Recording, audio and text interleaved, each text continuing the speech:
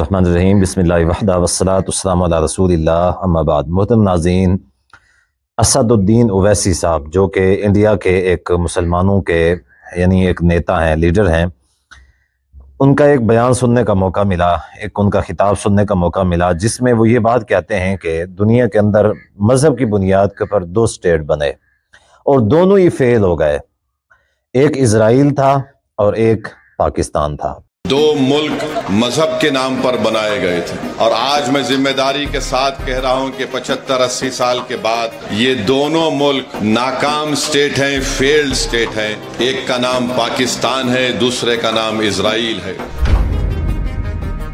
हम उम्मीद करते हैं कि देश के प्रधानमंत्री पाकिस्तान से आए हुए आतंकवादी और पाकिस्तान जैसे एक फेल्ड स्टेट के खिलाफ वो एक मौसर कार्रवाई करेंगे, ऐसा इकदाम करेंगे कि दोबारा पाकिस्तान 100 मरतबा सोचेगा कि भारत की सरजमीन में आकर किसी को मारने के बारे में। और वो अपने बयान के अंदर पाकिस्तान मुर्दाबाद के नारे भी लगाते हैं, मसूफ ओवैसी साहब।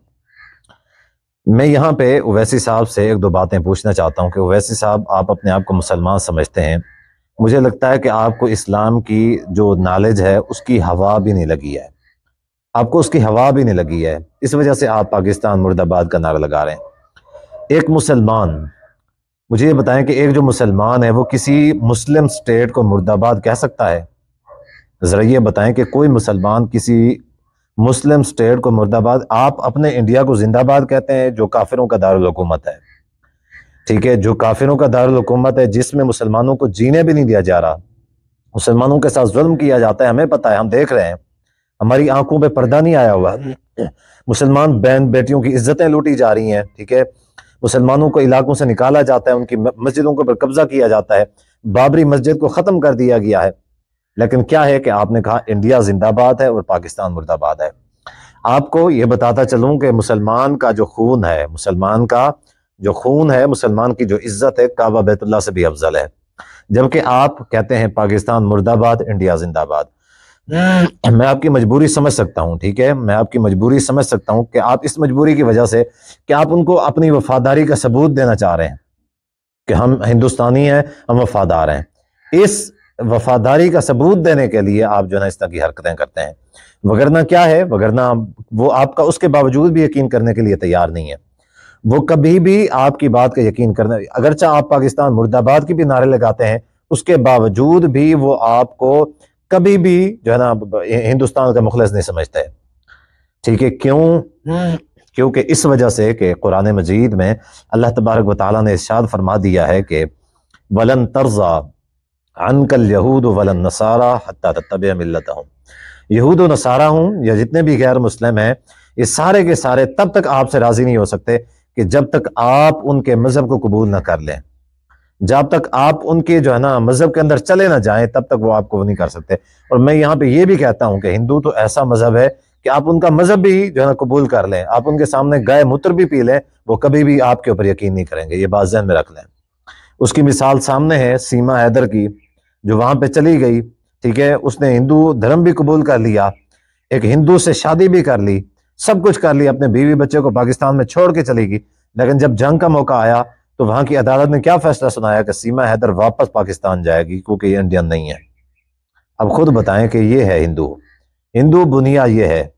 आप उनसे वफादारी दिखाने के लिए पाकिस्तान मुर्दाबाद कहते हैं। मुझे इस बात के ऊपर अफसोस होता है कि एक तो आप अपने आप को मुसलमानों का लीडर कहते हैं, दूसरी तरफ आप मुसलमानों का जो स्टेट है, जो मुसलमानों की हुकूमत है, जहाँ पे जो मुल्क है, उसको आप मुर्दाबाद कह रहे हैं। हालांकि शरीयत में तो मुसलमान मुल्क है, उसको जो है ना उसकी यानी उसको तस्लीम करने की वो दी गई है कि आप उनको तस्लीम करें, आप ऐसे मुल्क की तरफ हिजरत करके जाएं, ठीक है। आप हिजरत नहीं कर सकते, नहीं कर रहे, लेकिन जो वहां पे जुल्म हो रहा है यहाँ पे जुल्म नहीं हो रहा। और पाकिस्तान एक नाकाम स्टेट नहीं है, यहाँ पे इस्लामी निज़ाम नाफिज है, उलमा का यहाँ पे रोब है, ठीक है।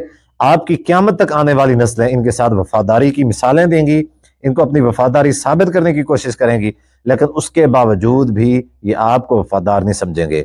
आज आप नेता हैं, पावर के अंदर है, ठीक है, आपका कोई ना कोई ओहदा है, कोई ना कोई नाम है, इस वजह से आप बच रहे हैं। लेकिन नहीं हो सकता कि आपकी आने वाली नस्लें जब इस ओहदे के ऊपर नहीं होंगी, जब उनके पास पावर नहीं होगी, जब आम लोग होंगे, तो यही हिंदू उनको काट खाएंगे, उनके ऊपर जुल्म करेंगे, बहन बेटियों की इज्जतों को लूटेंगे।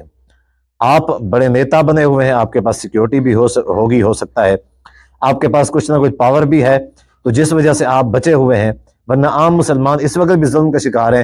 लेकिन आपकी अगली नस्ल नहीं तो उससे अगली आने वाली नस्ल जो है वो जरूर आम मुसलमान होगी, तब आप देखिएगा, बल्कि आप शायद जिंदा ना हो, लेकिन उनकी जो है ना, उनका जुल्म और उनका सितम वो जरूर बजरूर जुल्म और सितम का निशाना बनेगी। तो लिहाजा यही है कि आप पाकिस्तान को मुर्दाबाद बेशक कहते रहें, तो पाकिस्तान को मुर्दाबाद कहने से वो आपकी वफादारी को तस्लीम नहीं करेंगे।